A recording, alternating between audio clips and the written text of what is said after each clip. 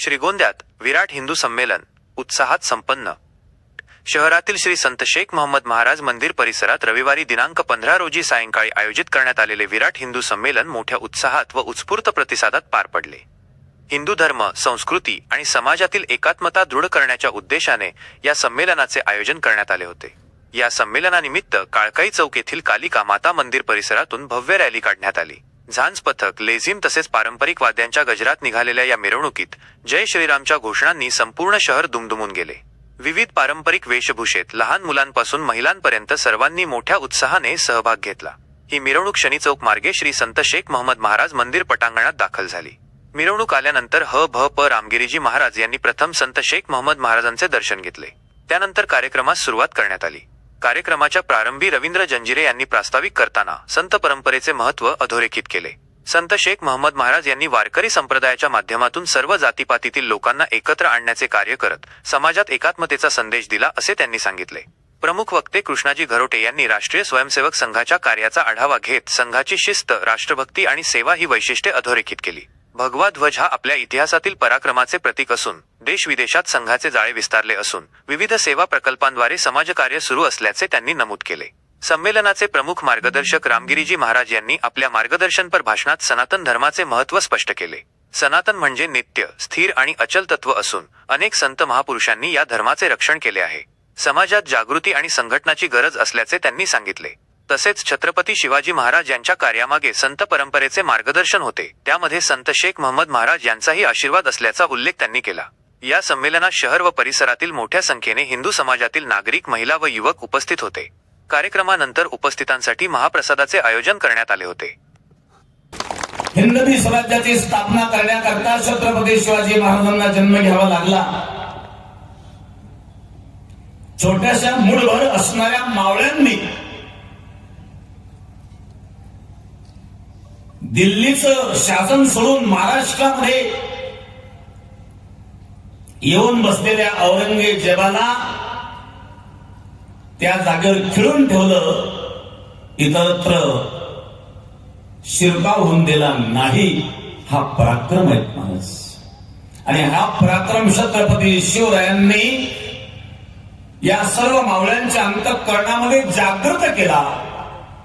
आणि छत्रपती शिवाजी महाराजांना अनेक संतांचे आशीर्वाद होता. मग जगद्गुरु तुकाराम महाराज असतील, रामदास स्वामी असतील, नरेंद्र शेख मोहम्मद असतील, अशा संतांचा आशीर्वाद, माता भवानीची असणारी कृपा, त्यातून छत्रपती शिवाजी महाराजांनी हे कार्य केलं. पण हळूहळू पुन्हा दुर्दैवाने संभाजी महाराज औरंगजेबाच्या कैदीमध्ये सापडले. त्याला एक कारण आपणच आहोत. आपण इतिहासातून शिकत नाही. आणि दुसरी महत्वाची गोष्ट, फुटीरता नावाचा आपल्यामध्ये एक दोष आहे. म्हणून मी सांगितलं, आपला स्वयंबोध असावा, शत्रुबोधही असावा, इतिहासबोध असावा. एक सुदैवाची गोष्ट आहे, आनंदाची गोष्ट आहे की हल्लीच्या काळामध्ये तरुण जागृत व्हायला लागलेला आहे. आणि अशी जागृती अजून आपल्याला वाढवायची आहे. आणि या धर्मजागृतीचे कार्य वेगवेगळ्या परंपरातून संत महापुरुष करीत आलेलेच आहेत, परंतु व्यापक रूपाने कार्य जे संघाने केलेलं आहे. या जगामध्ये असे एकमेव संघटन आहे की ज्याला 100 वर्ष होत आहे आणि अजूनही ते टिकून आहे. केवळ टिकूनच नाही तर त्यांनी आपलं व्यापकत्व वाढवून आणि धर्माकरता जागृती संपूर्ण विश्वात केलेलं एकमेव संघटन ते म्हणजे राष्ट्रीय स्वयंसेवक संघ आहे.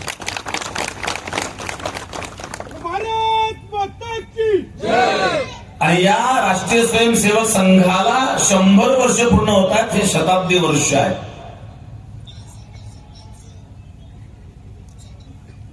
ही आनंदाची गोष्ट जरी आपल्याला वाटत असेल तरी एवढी जागृती, इथपर्यंत जागृती निर्माण होण्याकरता 100 वर्ष लागावे हे सुद्धा दुःखदच प्रसंग आहे. का आपण जागृत होत नाहीये? आपल्या भोवती काही घटना घडतात. एखाद्या व्यक्तीवर कुठेतरी काहीतरी अन्याय घडतो, त्यावेळेला आपण अन्यायाला प्रतिकार करण्याकरता कधी समोर येत नाही. आणि जेव्हा आपण अन्यायाला प्रतिकार करण्याकरता समोर येत नाही त्यावेळेला आपल्याला स्वतःला सज्जन म्हणून घेण्याचा काही अधिकार नाही. सज्जनाचं सज्जनत्व केवळ सज्जनपणाने वागण्यात नसून एखादा दुर्जन जेव्हा वाईट कृत्य करतो त्यावेळेला त्याला विरोध करणं हे सुद्धा सज्जनाचं कर्तव्य आहे हे आपल्याला शास्त्र सांगतं.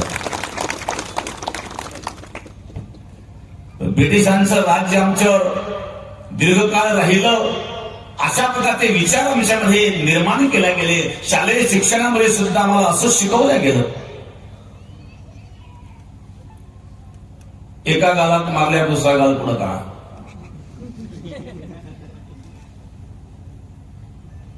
याच्यासारखं नपुसकत्व कोणतं नाही. याला मी नपुसक म्हणतो. हे शूरवीराचे शब्द नाहीयेत आणि शूरवीराचे कार्यतत्व नाहीये. मग शूरवीरत्व काय असतं तर गीतेतून शिकवलं. भगवान कृष्ण परमात्म्याने अर्जुनाला आणि शौर्य शिकवलं. आपली सनातन संस्कृती अशी आहे कोण्याही जीवाचा नवरवत्सर वर्म सर्वेश्वर पूजनाचे भगवंताची खरी पूजा ही आहे. कोणाचाही द्वेष करू नये, कोणाचाही मत्सर करू नये, विनाकारण कोणाला गवताचे काळी देखील टोचू नये. पण कोणी अन्याय करत ते सहन करावं. का सहन करावं? अन्याय करणारा जेवढा अपराधी असतो तेवढाच अपराधी सहन करणारा देखील लक्षात ठेवा. आम्ही आमची संस्कृती विसरतो. ज्या देवतांची आम्ही उपासना करतो भगवान रामचंद्रांच्या हातात धनुष्य आहे, हनुमानजीच्या हातात गदा आहे, भगवान कृष्णाच्या हातामध्ये सुदर्शन आहे. भगवान कृष्णाने गोपिकांना परम आनंद दिला असेल, भगवान कृष्णाने अनेक लीला गोकुळात केल्या असतील, पण भगवान कृष्णाने 5 दिवसात असताना 6व्या दिवशी पुतना राक्षसी मारली हे आपण का दिसत नाही? अनेक प्रसंग पाहायला मिळतात. आम्ही कुठल्याही धर्माच्या विरोधात नाही किंवा कुठल्याही धर्माचे समर्थक नाही, पण एखादा विशिष्ट वर्ग जर एखाद्या ठिकाणी अन्यायच करीत असेल तर त्या वर्गाचा बोट जाईलच. याचा अर्थ त्या विशिष्ट वर्गाबद्दल आपण बोलतो असं नाहीये, त्यातल्या अन्यायाबद्दल आपण बोलतो. का बोलतो नाही? कानिपनाथ संस्थान मढीला तिथं मागच्या वर्षी विरोध झाले, याही वर्षी विरोध झाले होते. आमच्याकडे पण ते काही सरपंच वगैरे येऊन गेले होते. आम्हाला वेळ मिळाला नाही त्या कार्यक्रमाला जायला, कारण पारंपरिक कार्यक्रम खूप असतात. 2-2, 3-3 कार्यक्रम दररोज असतात आम्हाला.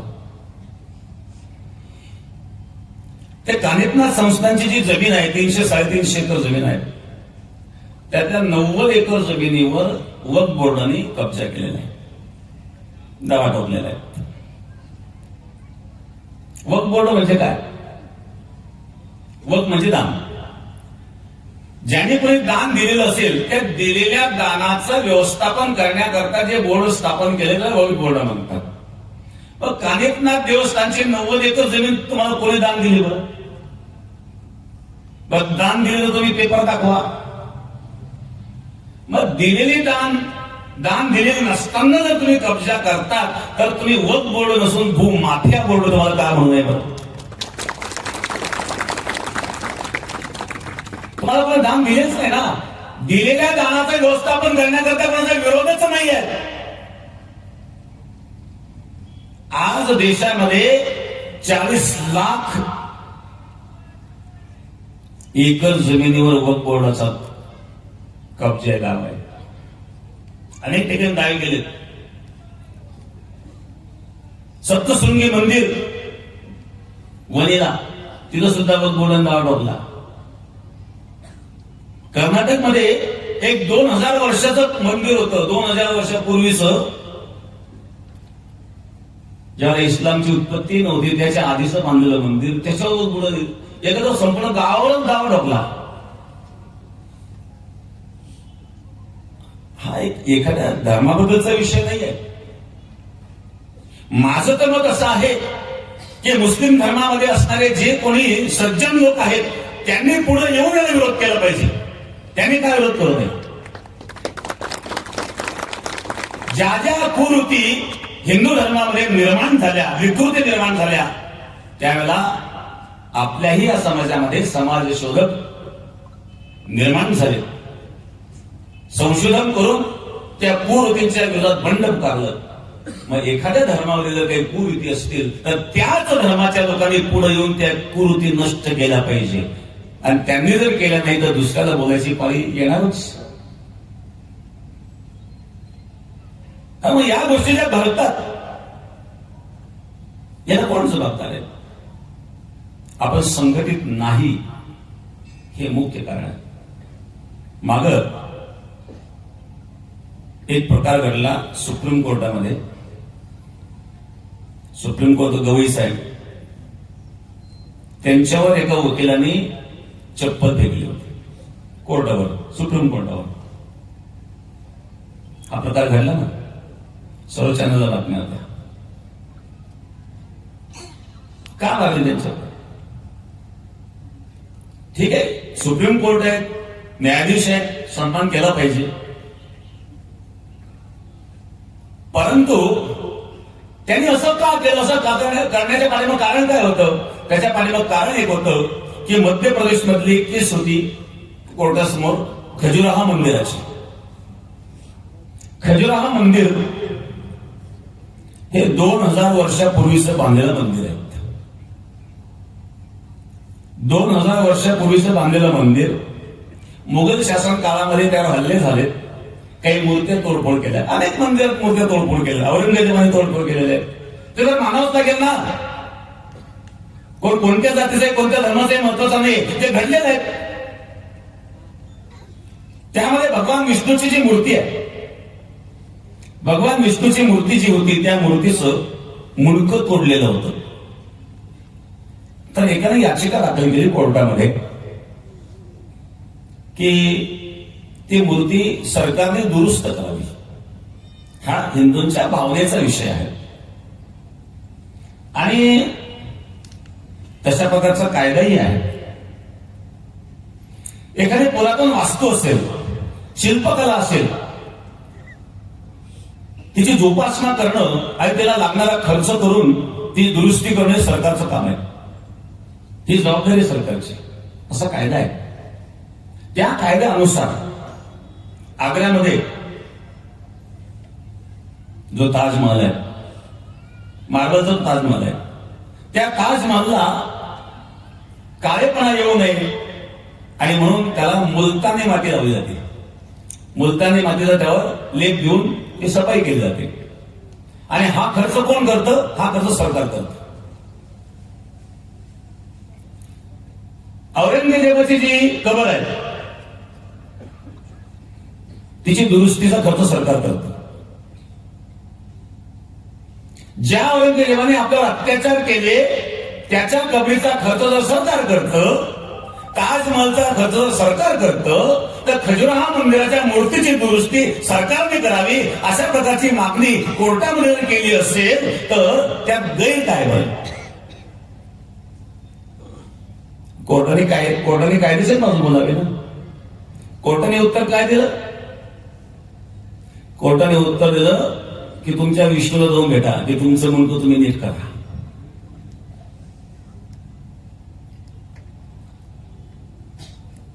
ज्या कोर्टाने विष्णूला जाऊन भेटा अशा प्रकारचं उत्तर दिलं, त्या कोर्टाची एवढी हिंमत आहे का की तुम्ही औरंगजेबाला जाऊन भेटा असं म्हणण्याची हिंमत आहे का?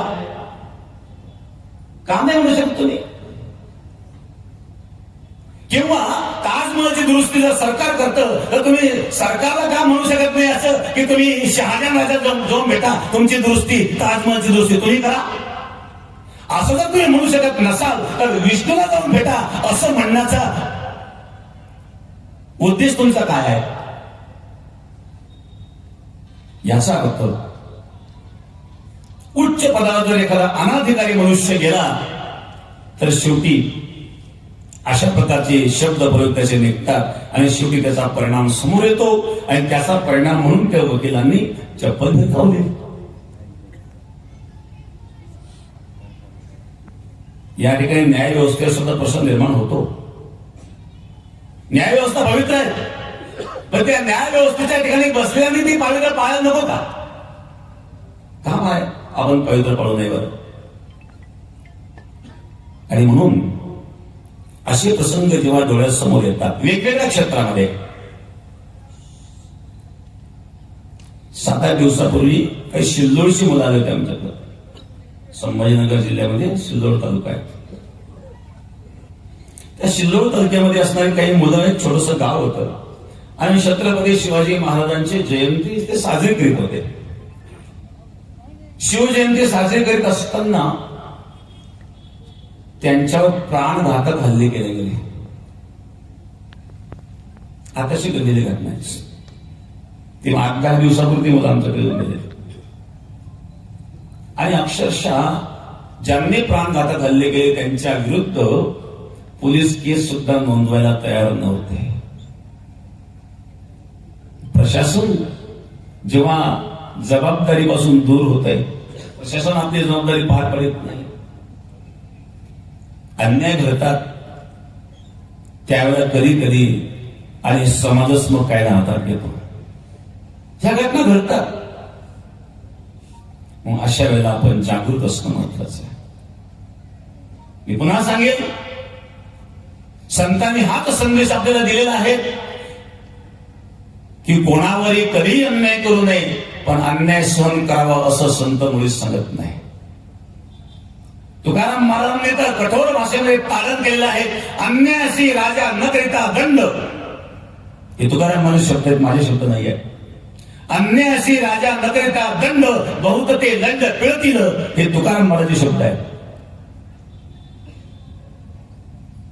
तुकाराम महाराज सांगतो, होईल तैसे बळ भजित करावे ते खळ.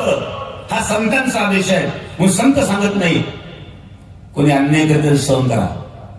होईल तैसे बळ फजित करावे ते खळ. तुमच्यात बळ असेल तेवढं बळ वापरा, म्हणजे खळ असतील त्यांची फजिती करा म्हणजे करा. हा आदेश तुकाराम महाराज देतात. ज्या संतांनी संपूर्ण विश्वाला माझं केलं, हे विश्वाचे माझे घर म्हणून सांगितले. जे खळांची विंगती सांडो तया सत्कार मिळती वाढो असे म्हणणारे संत, पण कधी कधी त्यांनाही कठोर बनावं लागतं. मऊ मेला होणे आम्ही विष्णुदास, कठीण वज्रास विदुरस.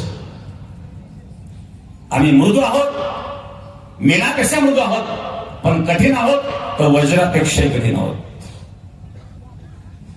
प्रसंगाला तर कासेची लंगोटी आणि नारळाच्या काठी. ज्या वेळेला अशा प्रकारचं अशा प्रकारची नीती आपण स्वीकाराल, त्यावेळेला तुम्हाला चांगल्या प्रकारचं जीवन जगता येईल. आणि अशा प्रकारे जर मी हेही सांगेल, राजकीय क्षेत्रामध्ये याच्यावर कोणी दबाव आणण्याचा प्रयत्न करीत असेल तर त्या दबाव आणणाऱ्यांवर सुद्धा दबाव आणण्याची क्षमता आपल्यामध्ये असते. त्याची सनातन संस्कृती अतिशय पवित्र आहे. अनादी काळापासून चालत आलेली संस्कृती आहे. आमचे सण वार असू द्या. आता होळीचा सण झाला, होलिका म्हणजे दृष्ट विचाराचं धरून आपण करतो. रंगपंचमी खेळतो, वेगवेगळ्या प्रकारचे रंग एकमेकांच्या अंगावर फेकवायला. कारण काय, पूर्वीच्या काळामध्ये बघा पळसाच्या फुलाचा रंग करायचे. या काळामध्ये पळसाला फुलं खूप असतात.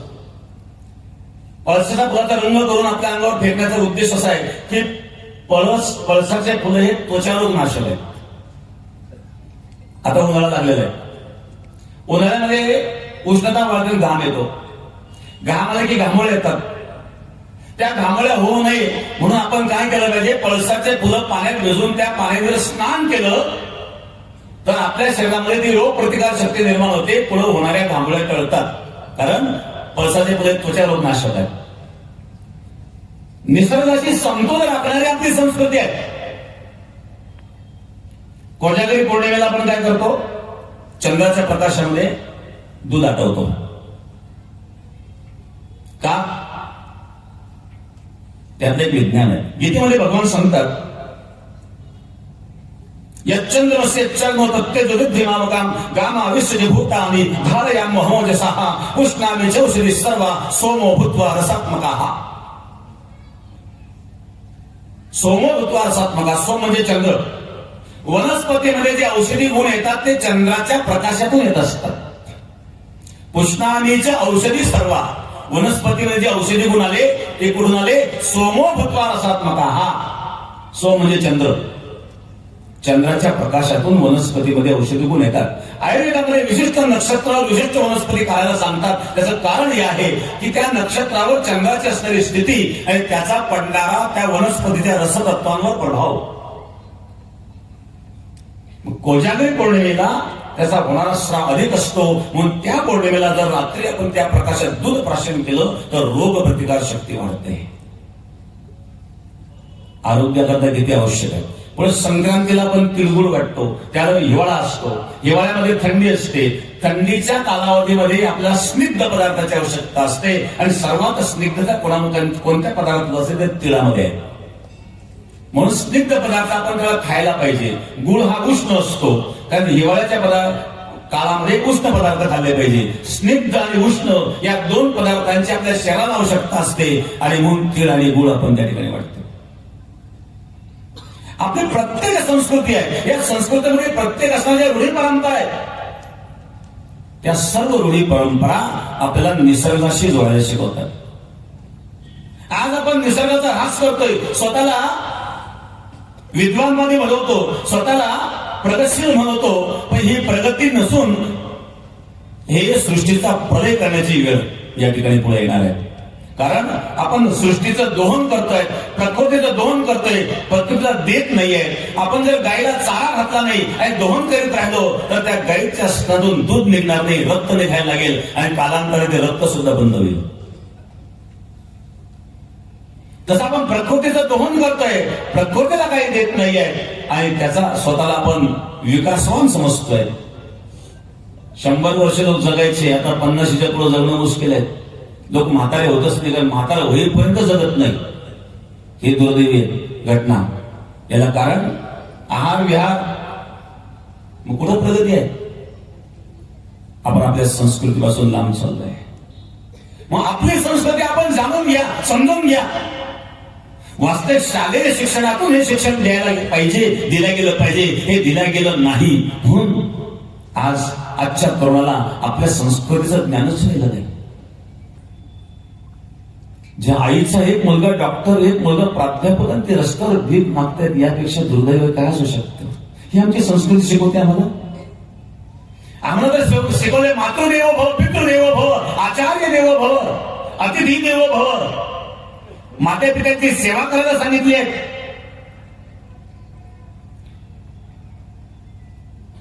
कोणी कन्यापुत्र होते जे सात्विक.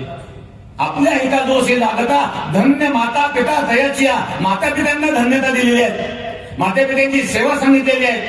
आणि मग एक मुलगा डॉक्टर, एक मुलगा प्राध्यापक आणि ती आई जर भीक मागत असेल तर तुमचं डॉक्टर की प्राध्यापक असणाऱ्या व्यक्तीचा धिक्कार आहे.